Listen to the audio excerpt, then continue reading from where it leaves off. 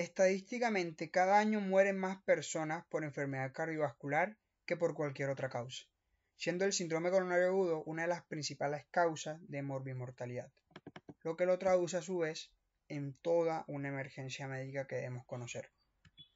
Ahora, siempre que hablamos del síndrome coronario agudo, lo primero que se nos llega a la mente es el dolor torácico que éste produce. Recordemos que es un dolor torácico opresivo retroesternal que se puede irradiar a mandíbula, miembros superiores y que puede estar asociado a ciertos síntomas autonómicos como la diaforesis, debilidad, etc. Sin embargo, también debemos tener muy presente de que no todos los síndromes coronarios agudos se van a manifestar con un dolor torácico. Para ello debemos identificar cuáles son esos síntomas y signos que nos deben hacer sospechar en los pacientes cuando no tienen un dolor torácico de un síndrome coronario agudo. Hola, bienvenido a RayMed, mi nombre es José Yepes y hoy vamos a estar hablando sobre los equivalentes anginosos.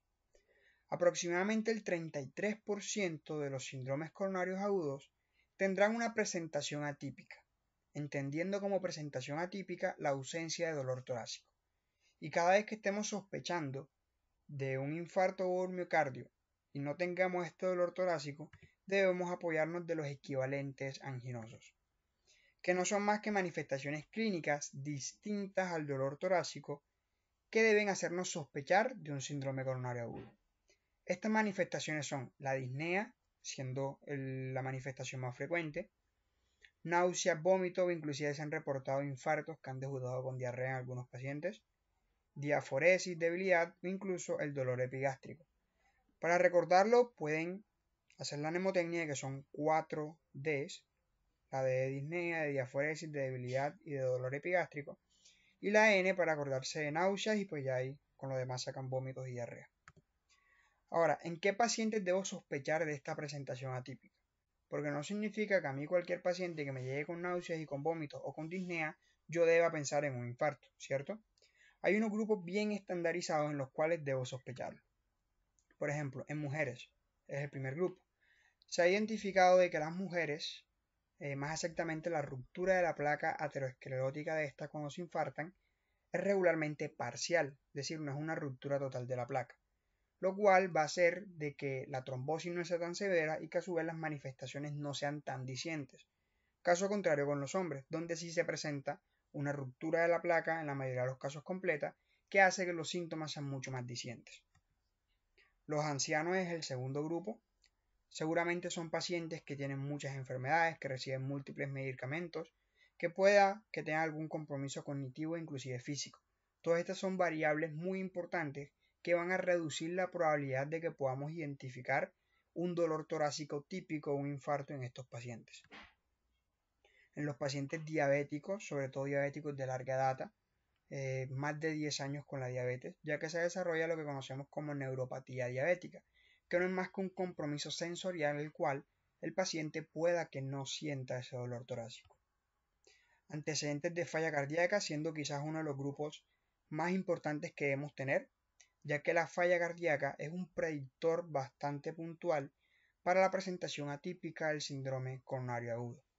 De hecho, se ha identificado que la falla cardíaca puede generar una isquemia silenciosa, es decir, donde no haya dolor, y que típicamente el infarto se va a manifestar con una descompensación de la falla cardíaca de base.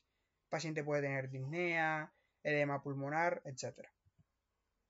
Y por último tenemos antecedentes de accidente cerebrovascular que también se relacionan.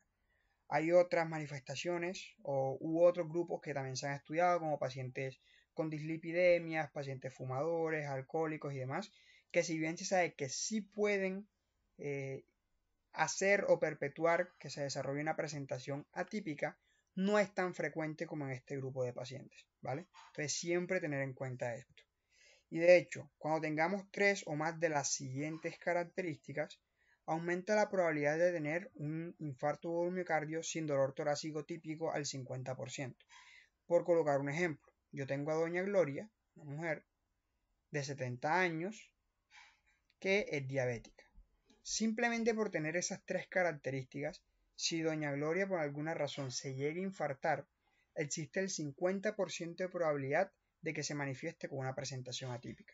Y esto siempre lo debemos tener en cuenta, porque si no tenemos claro de que el infarto puede manifestarse sin dolor, se nos pueden escapar muchos diagnósticos, lo cual claramente es contraproducente.